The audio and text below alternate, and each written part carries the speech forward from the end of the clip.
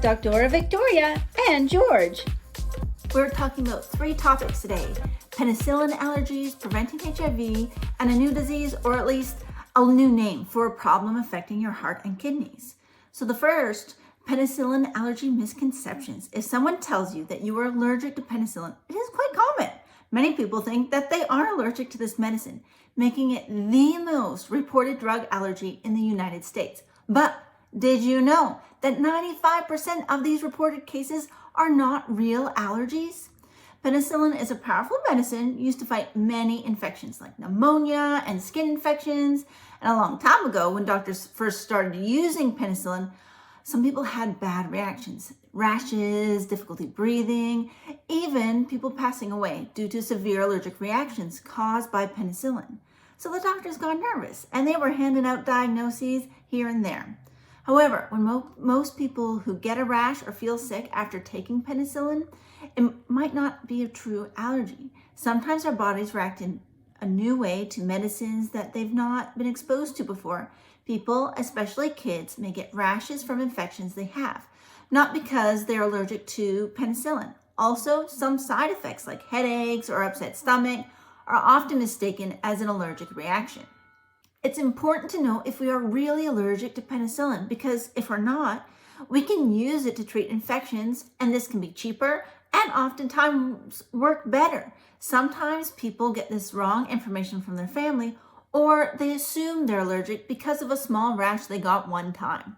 Doctors and experts are working hard to help people understand penicillin allergies better. They're using new and simpler tests to figure out if we're truly allergic to penicillin. This way, we can avoid using other more expensive and less effective antibiotics if we don't need to. Our second topic is pre-exposure prophylaxis, or PrEP use. So let's talk about this. PrEP is a really effective way to lower the chances of getting a serious virus called HIV, and this can make people very sick. I had a teenager ask me recently, well, isn't there a vaccine to treat HIV to prevent it? Well, no, we don't have that yet, but we do have preventative treatment. So imagine it's like wearing a shield to protect yourself from getting sick. Just say how a superhero has a shield to stay safe. PrEP is like a shield against HIV. It's for people who might be at higher risk of getting HIV, like those who have a partner with HIV, or people who use needles for medicine, and not the legal kind of medicine. We're talking street drugs here. So in the past, not many people knew about PrEP or used it, but things have been changing for the better. More people now know about PrEP and use it to stay healthy.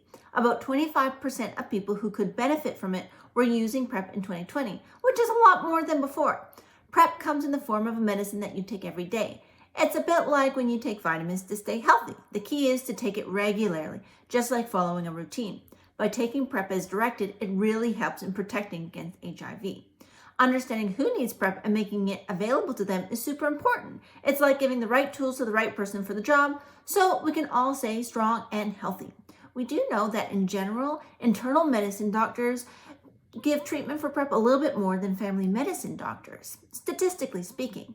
But it's an important question for you, if you're perhaps a little more sexually active, having multiple partners within the year, to ask your primary care provider, whether they're internal medicine or family.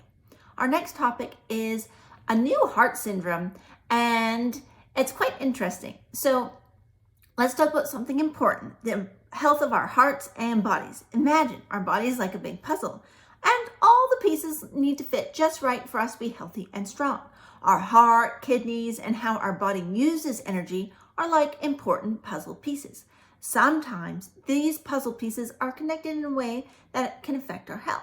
Imagine a link between being too heavy, having diabetes, which affects how our body uses energy, and having problems with our heart and kidneys.